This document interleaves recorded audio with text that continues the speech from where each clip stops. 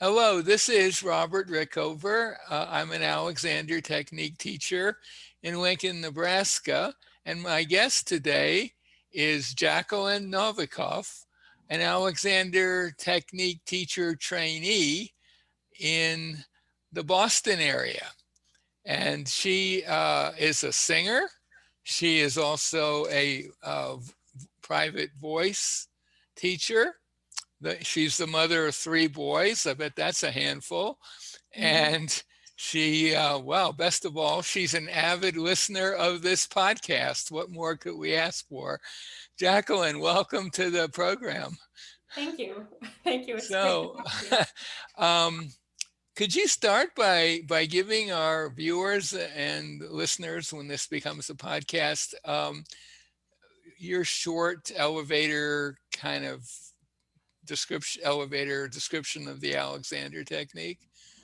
Yes, I'll give you the shortest, Okay. even though I think teachers and people who learn the technique know that it can encompass many things. But the shortest way I would say it is the Alexander technique is a teaching method that helps you find more easy and efficient ways to use your body in daily life and in specialized activities.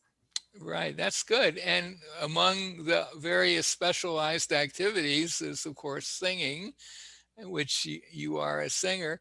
Um, so, how did you first even hear about the technique? What was your very first I, realization that it exists? I found out about it first from my voice teacher in my undergraduate conservatory training. Hmm. We had She was a new teacher in the school. She was, I think, the only teacher that had Alexander training. Hmm. She was is not a I don't know if she is now, but she at the time at least she was not a certified Alexander teacher, but she had studied a lot. Hmm. Um, and she introduced everyone in my studio to ideas of like breathing over the ball so that you can notice um, the width and length and depth of your breath and your spine gathering and lengthening Hmm. during breath. She would do this funny thing, which I never experienced from an actual Alexander teacher, but she'd kind of come up behind us and put her knee next to ours to kind of make sure our knees were unlocked and our hips were unlocked a little bit, Hmm. and talked a lot about connecting through the ground. Hmm. I also remember her saying this to me, and I didn't register at the time that, and she was just wonderful. So the way that I remember it is not in a mean way at all, but she kind of commented to me that like I was a highly strung person, and I think she did use those words, but it was not in a mean way at all. Even though I don't Right. think I would say that to someone. But I realized eventually that what she meant was that the habits of tension and I guess and stress, dealing with stress that I dealt with in my daily life was affecting my singing, and Hmm. that it was getting in the way of my singing. Right. And I did not understand that for a long time. I went off to graduate school. Hmm. I had a bad experience there with teachers, and that actually led me to a place where I couldn't produce sound without it hurting. Hmm. Um, so that was very actually kind of a wake up about there is something in my life that is causing me this pain when I sing and produce sound, which was Hmm. just like Alexander's Right. Yeah. his Yeah. situation. Right. A few years later, I would get a sore throat just reading a book to my baby, to my first son. Hmm. Um, and around that time, I guess maybe a little after, when I was about, I guess when my son was about 3 years old, I Hmm. got a smartphone for the first time, and I started listening to your podcast. Wow. Okay. And I had not been to a voice teacher because I Uh-huh. was like very uh, self conscious, and I just felt like I couldn't take any kind of criticism, even if it was well intentioned. Hmm. Um, but I knew that I wanted to somehow climb out of this hole that I was in. Right. And so you found a teacher and started taking lessons? So I listened to your podcast for about 2 years. Oh, okay. One or 2 years before I did that. And I remember some very, actually, and I kind of started working with myself. So I remember some of the episodes on TMJ Hmm. that you had. There were 2 episodes. So I Yep. started Yeah. doing trying those things. Uh-huh. And then I went to a teacher. Mhm. And then I had my second son and things got crazy. Mhm. But then they got so crazy that I felt like I needed to go back to lessons. So Right. I made time for that. Hmm. And then eventually um, I felt like I wanted more. And I know you had said in your podcast, well, a training program is a great way to get more, Yes, that um, is. Alexander, for And that's yourself. why a lot of people join training programs. Yes, It's a pretty yes. intense process and you learn a lot, and you may decide to teach, and you may incorporate it in your singing or teaching or whatever. Yeah. And Yeah. additionally, I someone in my family who also probably had the same patterns of Hmm. holding on to stress. Hmm. They were going to like massage therapists and doctors and trying to find someone to fix them or to Hmm. do something to them to make them feel better. And Hmm. I saw them do it and spend so much money and time into that, something that was treating the symptom but not the cause. And I didn't want to go down that road. I wanted, if I was going to spend time and money, I wanted it to be treating the cause and something that I could help myself with and not depend on other people to do it for me. Right. So how long did it take in terms of lessons before it became clear to you that this work was going to help you with those issues? So I did have a reduction in neck and shoulder pain. Hmm. Um, I guess after I was in the training for about a year and a half. Hmm. And it was something that just went away slowly. Hmm. And then one day I realized, hey, like I don't feel as old. like Right. um and my back eventually, like I was picking up my kids all the time, doing chores around the house. I did have lower back pain, and I Hmm. thought, oh well, I'm just getting old, but that also disappeared. Hmm.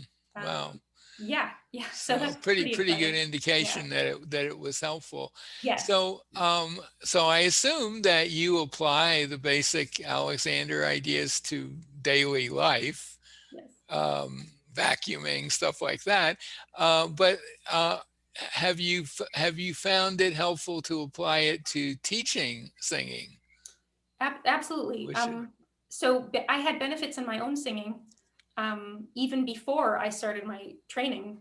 hmm. Um, I had a very tight jaw. I had a habit of keeping my teeth together, holding my teeth together all day, clenching Right. at night, um, and working with myself. And just whenever I noticed my teeth were together, just allowing them to come apart. It was Hmm. very helpful in my own singing. I had a habit of my jaw opening to one side Hmm. unevenly Hmm. during singing, and I was able to just let that habit go.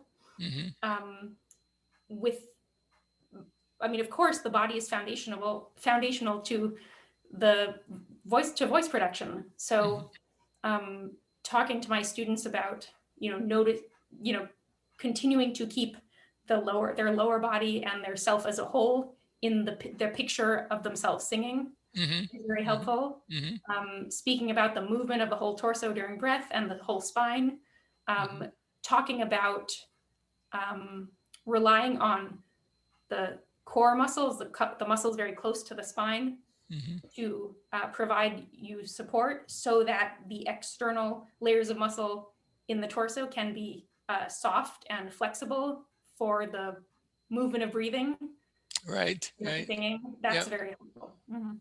And do you find those that they're able to pick up on those ideas pretty easily? Um, it depends on the student. Mm-hmm. I work with mostly high school age and a few younger students, Oh, okay. and the way I think about it is just sort of introducing these ideas and this way of thinking to them. We also like means whereby versus end gaining, getting them to think more in a process-based way rather than a result-based way. And I just feel like I'm planting these seeds. Right, right. Yeah. And what are your plans when you be qualified to become a teacher? Do you plan to teach Alexander lessons as well as singing lessons using Alexander ideas? I think so. Yeah. I'm not sure where it's going to go, Uh-huh. but the technique has helped me be more comfortable with uncertainty. Yeah, right. So I'm just going to start something and start on that path and see what other paths open up. Right, right. So, for anyone who is a singer or a singing teacher specifically who's listening to or watching this, is there any bit of advice you could give them just in terms of, um, well, maybe why they might want to explore the technique? I mean, you've talked about your experience, but do you have any, if you have any other advice for people who are in that profession? Yes. Luckily, many voice teachers now are into some kind of um, activity, whether it's Alexander Technique or yoga or Feldenkrais. They're into some kind of body awareness Mm-hmm. field or approach, I guess. Mm-hmm. Because I think it is more well known that when you're using your body well, your voice will work better. Mm-hmm. But if voice teachers are trying to correct individual things that are going on with the voice, but not addressing the fundamental structure underneath, Mm-hmm. then they're not going to be able to help their students Mm-hmm. as well. And the students will have a harder time correcting those specific, voice related issues. And that's because everything is connected with everything else in our body, and that's one of the big points that Alexander, the discoverer of this work, made. I mean, he said you can't just isolate out some part with you without affecting everything. It just doesn't work that way. Yeah. And I like that idea of you're telling your students just be aware they have this entire body. I've noticed when I've worked with high school kids sometimes in the summer, solo singer workshop here, and just getting them to realize that their entire body is producing the sound without even any Alexander directions, you might say, just that thought can make a huge difference in someone's voice. So yeah. Anything else you want to add? I have thought about the many ways that I've changed throughout the study of the technique, and one of the things is that my understanding of what learning is totally different. Mm-hmm. I used to think that learning is just sort of putting stuff in someone's brain, like just putting on more. Mm-hmm. I didn't realize that it could involve like letting some things go when you didn't need them anymore, or when they weren't serving you, or if they were wrong. Oh, okay. That's very Alexandrian. Yes, I yes, mean, that's exactly. the Alexander technique is, most people think about solving a problem by doing some new thing. And the Alexander technique approach is, well, first, let's just see if you're already doing something that's getting in your way.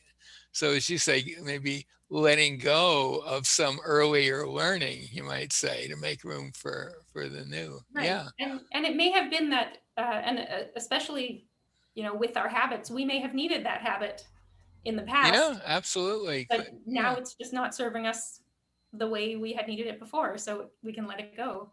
Yeah. And Yeah. the same with ideas sometimes. Yeah, that's a good Yeah. point. I had never really thought about it in that wider context, but sure. Yeah. Yeah. Well, anything else you want to add? Sure. Sure. Go I've, ahead. I've Yeah. many connections I've thought about. Uh-huh.